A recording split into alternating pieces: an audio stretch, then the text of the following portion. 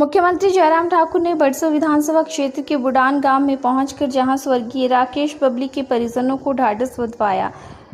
स्वर्गीय राकेश बबली ने बीजेपी के संगठन में बाहरी राज्यों में काम किया है और संगठन को मजबूती प्रदान की गई है। उनके इस योगदान को बीजेपी कभी भुला नहीं सकती। उनके अचानक निधन पर सीएम जयराम ठाकुर ने गहरा दुख जताया। मुख्यमंत्री जयराम ठाकुर ने कहा कि राकेश बबली के चले जाने से बीजेपी को काफ़ी क्षति पहुंची है। उन्होंने कहा कि राकेश बबली ने बीजेपी के संगठन में विभिन्न राज्यों में काम किया है। उनके इस योगदान को बीजेपी कभी भुला नहीं सकती। उन्होंने कहा कि प्रदेश सरकार में उन्हें कामगार कल्याण बोर्ड में चेयरमैन के पद से नवाजा गया था। उनके कल्याण के लिए इस बोर्ड में अनेकों योजनाएं शुरू की हैं।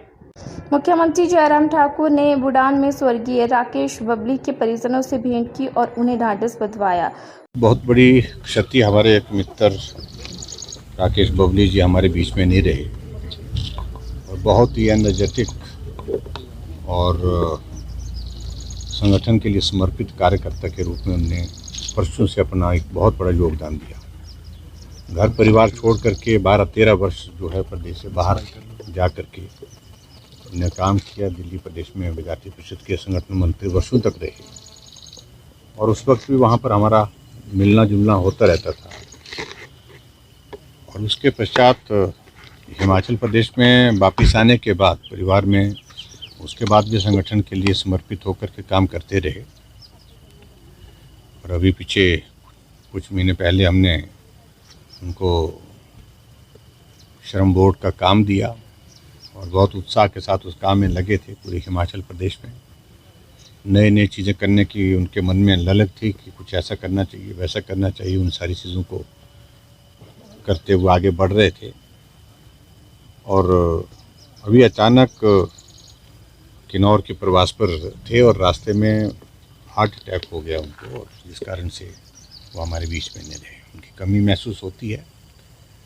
आज परिवार वालों से मिलना हुआ, छोटे छोटे बच्चे छूट के, एक बेटा एक बेटी है और परिवार को इस दुख को ईश्वर सहन करने की शक्ति दे, ऐसी मैं प्रार्थना करता हूँ।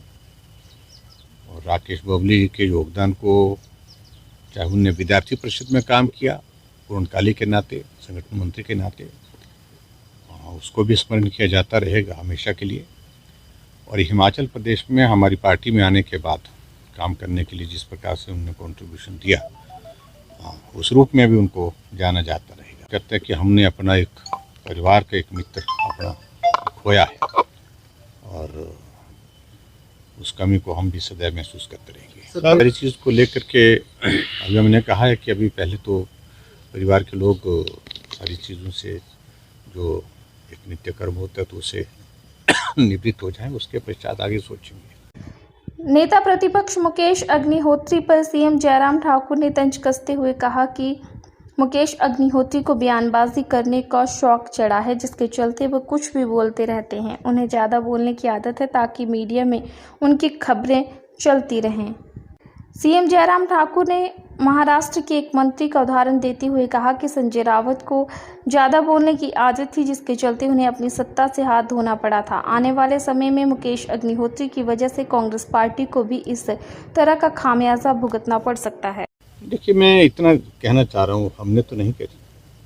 जिन्होंने करी है वो ये प्रश्न उनसे ही पूछना चाहिए, क्यों करी, क्या परिस्थिति रही, क्यों उनको ऐसी कहने की आवश्यकता महसूस हुई। सर, मैं उनकी बातों को बहुत गंभीरता से नहीं लेता, ना पूरा देश लेता, ना पूरा प्रदेश लेता है। हास्य का विषय बने हुए हैं। आप देख रहे होंगे कि महाराष्ट्र का सरकार का पतन जो है वो संजय राउत, उसको बोलने की आदत थी, हमेशा ही बोलता था, ज़रूर से ज़्यादा बोलता था। आज वहाँ खामियाजा भुगतना पड़ा, सरकार चले गई वहाँ तो एक आदमी के कारण। और हिमाचल प्रदेश में भी इस आदमी के कारण पार्टी का भला नहीं होने वाला है। पार्टी के एक नहीं अनेक लोगों ने कहा कि ये जो भी कह रहे हैं ये अपनी भड़ास निकाल रहे हैं और हमारे खिलाफ बोल करके उनको बड़ी शान महसूस होती है। बोलता रहे, उनको लग रहा है कि मेरी खबर लगेगी, खबर बनेगी तो बनाता रहे।